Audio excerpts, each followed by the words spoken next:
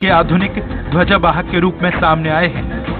Swaraj express आज पहुंचा है उज्जैन महाकाल कॉरिडोर में, जहां पर प्रधानमंत्री नरेंद्र मोदी 11 अक्टूबर के दिन इसका प्रथम चरण के कार्य का लोकार्पण करेंगे। प्रधानमंत्री नरेंद्र मोदी यहां पर पहुंचेंगे। साथ ही आपको बता दूं मैं कि यहां पर सीएम शिवराज सिंह चौहान का आदेश है कि 5 दिन पूर्व ही धार्मिक एवं सांस्कृतिक कार्यक्रम का आयोजन किया जाएगा। विशाल रूप से महाकाल कॉरिडोर का निर्माण किया गया है, जो कि काशी विश्वनाथ के कॉरिडोर से 4 गुना बड़ा है और इसकी आधी लागत में बना है। आपको यह भी बता दूं मैं कि यहाँ पर कई तैयारी की जा रही है। शहर को भी भव्य रूप से सजाया जाएगा और यहाँ पर पूरी तैयारियाँ प्रशासन द्वारा अभी से ही कर ली गई हैं। सप्ताह से ही तैयारियाँ चल रही हैं और इसको लेकर मूल रूप कलेक्टर आशीष सिंह, मंत्री मोहन यादव, सांसद अनिल फिरोजिया और विधायक पारस जैन द्वारा दिया जा रहा है। आपको यह भी बताना चाहूँगा कि इसकी लागत लगभग 750 करोड़ रुपए से अधिक है, जो कि अपने आप में यह दर्शाती है कि महाकाल मंदिर कितना भव्य होगा। स्वराज एक्सप्रेस के लिए उज्जैन से विजय निमा की रिपोर्ट।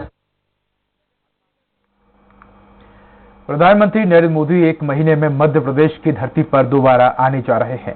17 सितंबर को कूनो नेशनल पार्क में चीतों की सौगात देने के बाद अब 11 अक्टूबर को पीएम मोदी उज्जैन के महाकालेश्वर मंदिर में बन रहे भव्य कॉरिडोर के पहले चरण का लोकार्पण करने आ रहे हैं। लेकिन धर्म और आस्था और भव्यता का प्रतीक महाकाल कॉरिडोर अब सियासत का भी केंद्र बन गया है। देखिए हमारी खास रिपोर्ट।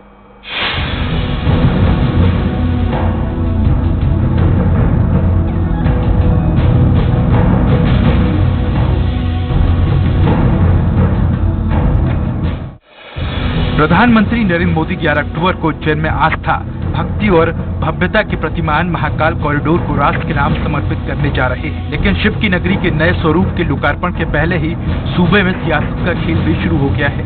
पक्ष विपक्ष के बीच श्रेय की लड़ाई छिड़ी हुई है। कांग्रेस जहां इसे तत्कालीन कमलनाथ सरकार का प्रोजेक्ट बताकर इस पर अपना दांव ठोक रही है, तो दूसरी तरफ बीजेपी इसे शिवराज सरकार की जीवटता और पीएम मोदी के संकल्प का नया प्रतिमान बता रही है कि महाकाल मंदिर के पुनर्निर्माण के लिए माननीय कमलनाथ जी ने 300 करोड़ रुपयों का एलोकेट किया था। ओंकारेश्वर के पुनरुद्धार के लिए माननीय कमलनाथ जी ने एलोकेशन किया था और ओम की प्रतिकृति पर दोनों टेम्पल जो हमारी आस्था के केंद्र हैं, जो ज्योतिर्लिंग हैं, उनको जोड़ने के लिए भी कमलनाथ जी का ही प्रयास। तो अब इन लोगों में शिव भक्ति कैसे जागरूक हुई है, समझ से परे है। दिव्य बाबा महाकाल की नगरी को सुशोभित करने के लिए विकास की दृष्टि से, सुविधा की दृष्टि से, पर्यटन की दृष्टि से, धर्म और आध्यात्म की दृष्टि से, ज्ञान और विज्ञान की दृष्टि से विकसित करने का काम भाजपा की शिवराज सिंह चौहान जी की सरकार ने किया है।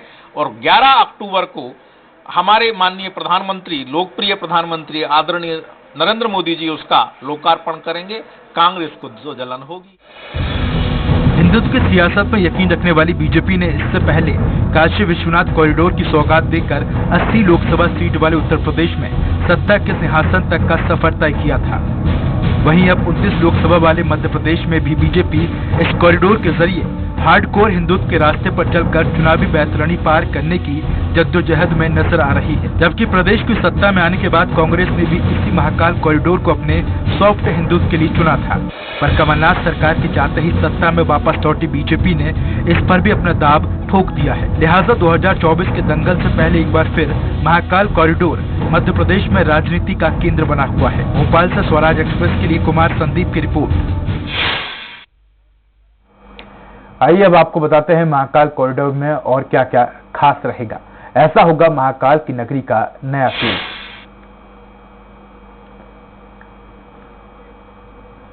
तो 750 करोड़ रुपए की है महाकाल कॉरिडोर प्रोजेक्ट की कुल लागत। 2 चरणों में होगा कॉरिडोर का विस्तार। 316 करोड़ की लागत से तैयार हुआ है पहला चरण। 920 मीटर है कॉरिडोर की कुल लंबाई। ऐसा होगा महाकाल की नगरी का नया स्वरूप। 750 करोड़ रुपए है महाकाल कॉरिडोर प्रोजेक्ट की कुल लागत। 2 चरणों में होगा कॉरिडोर का विस्तार। 316 करोड़ की लागत से तैयार हुआ पहला चरण। 920 मीटर है कॉरिडोर की कुल लंबाई। 108 स्तंभ स्थापित किए गए हैं, जिन पर वर्णित है शिव परिवार की कथाएं। आंध्र प्रदेश के राजमुंदरी से विशेष रूप से रुद्राक्ष, बिल्व पत्र और शमी के पौधे मंगवाए गए हैं। पहले चरण में महाकालेश्वर वाटिका, महाकालेश्वर पथ, शिव अवतार वाटिका, रुद्र सागर तट विकास। त्रिवेणी संग्रहालय के पीछे मंदिर में प्रवेश के लिए 2 नए भव्य प्रवेश द्वार। कॉरिडोर के एक तरफ 108 आकर्षक स्तंभ, दूसरी तरफ शिव महापुराण में उल्लेखित देवी देवताओं के भित्ति चित्र, सप्तऋषियों और नवग्रहों की मूर्तियां। श्रद्धालु 5 नए रास्तों से महाकाल मंदिर में प्रवेश कर पाएंगे। पुराण और महाकाल के महत्व को दर्शाता महाकाल थीम पार्क। दूसरे चरण में महाराजवाड़ा परिसर विकास, रुद्र सागर जीर्णोद्धार, छोटा रुद्र सागर तट, रामघाट का सौंदर्यीकरण, पार्किंग एवं पर्यटन सूचना केंद्र, हरिफाटक पुल का चौड़ीकरण, रेलवे अंडरपास, रुद्र सागर पर पैदल पुल, महाकाल द्वार एवं प्राचीन मार्ग, बेगम बाग मार्ग का विकास होगा। Bureau report, Swaraj express.